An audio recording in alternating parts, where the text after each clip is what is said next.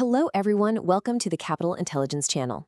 Today, we've got a truly fascinating explainer lined up for you. We're going to unpack the high-stakes, almost invisible cat and mouse game happening right now in our financial systems. We're talking about the fierce battle between predatory financial algorithms designed to exploit the system and the proactive, cutting-edge AI surveillance being deployed to stop them in their tracks. Okay, let's kick this explainer off with a real-world story that perfectly sets the scene. Back in 2014, the SEC charged a high-frequency trading firm named Athena Capital Research. They had this infamous algorithm codenamed Gravy. And what's staggering here isn't just that they manipulated closing prices by flooding the market with rapid-fire trades in the final seconds of the day. No, it's the sheer arrogance behind it. In their internal emails, they actually bragged about their ability to push prices around, literally calling it owning the game. They knew exactly what they were doing, and honestly, they thought they were untouchable. So, to understand how regulators are finally fighting back, here's our roadmap for today. 1. The manipulation threat. 2. Patterns of misconduct. 3. Legal rules and reporting. 4. The AI surveillance revolution. And 5. Catching the bad actors. Let's jump right into part 1. The manipulation threat. The crucial point we have to establish is that capital markets rely entirely on the integrity of price formation. In a healthy market, prices reflect genuine supply, genuine demand, and public information, period. But when bad actors use manipulation to artificially inflate or deflate those prices, or when they exploit non-public insider information, they totally break that core mechanism. And why does this matter to us? Well, when the system gets rigged, the overall cost of capital rises, market liquidity evaporates, and worst of all, everyday investor confidence completely erodes. It doesn't just hurt the immediate victims, it damages the entire financial ecosystem. Moving on to part 2, patterns of misconduct. The Financial Markets Standards Board has heavily documented the classic misconduct patterns weaponized by high-frequency trading firms. You'll recognize tactics like wash trades, right? Where an entity basically buys and sells to itself just to create fake volume. Or spoofing, placing fake orders to trick other algorithms. Then there's window dressing and marking the close. These aren't just theoretical concepts in a textbook. These are the actual, practical blueprints for algorithmic market abuse. This step-by-step beautifully illustrates that marking the close strategy I just mentioned, the exact one deployed by Athena Capital. Think about how surgical this is. Step 1. The algorithm is programmed to literally wait until the final 2 seconds of the trading day.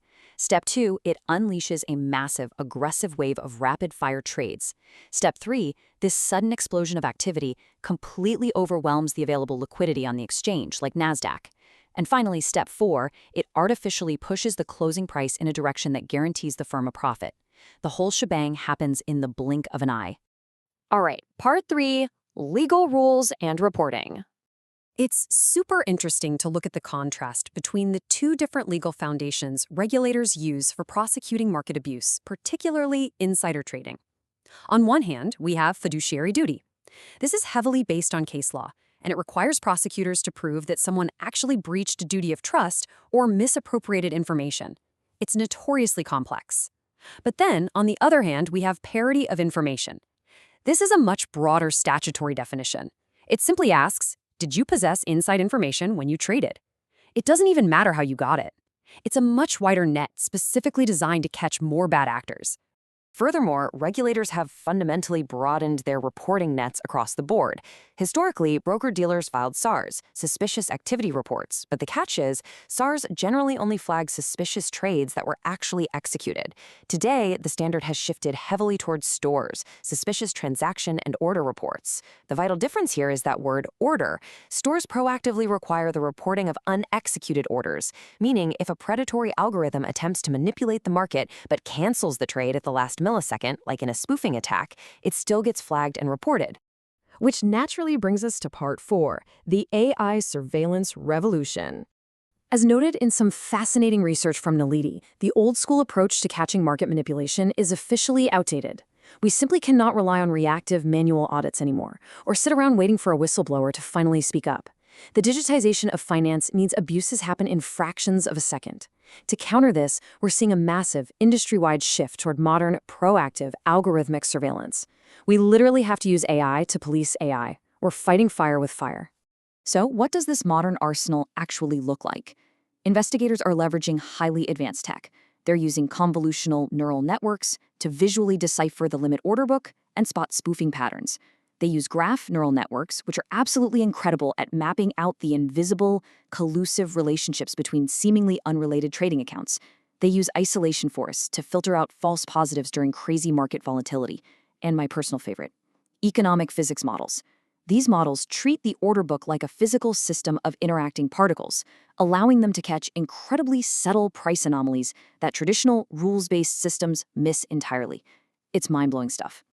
And finally, part 5, catching the bad actors. We're seeing this technology deployed right now.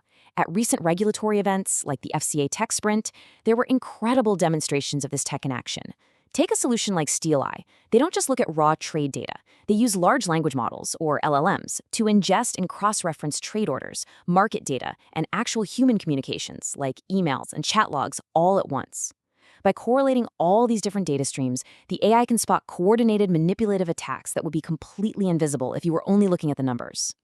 Meanwhile, a system called Kinetics takes a slightly different approach.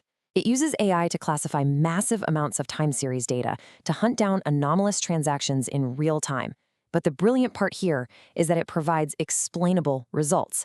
It doesn't just spit out a yes or no to a human fraud analyst. It provides the actual context of why the AI flagged the trade. That is absolutely vital when you need to build a rock-solid legal case against a manipulating firm. And then we have firms like Kaizen using multimodal approaches and DHI utilizing Bayesian networks. What's truly amazing about these systems is their predictive power. They are incredibly effective at tracking and flagging bad actors, even in scenarios where the actual anomaly event data is extremely limited. They can literally piece together the faintest signals of misconduct to predict where manipulation is happening next. As we wrap up this explainer, I want to leave you with a provocative question drawn from a recent AMA journal. We've just seen how regulators are arming themselves with state-of-the-art AI to catch predatory behavior. But look at your own side of the table for a second. In a market increasingly dominated by machine speed algorithms, has your firm started exploring natural language processing, natural language generation, and other forms of AI? Because one thing is for sure. Whether you're playing offense or defense, in modern financial markets, if you aren't leveraging AI, you're already behind. Thanks so much for joining me today, and keep learning.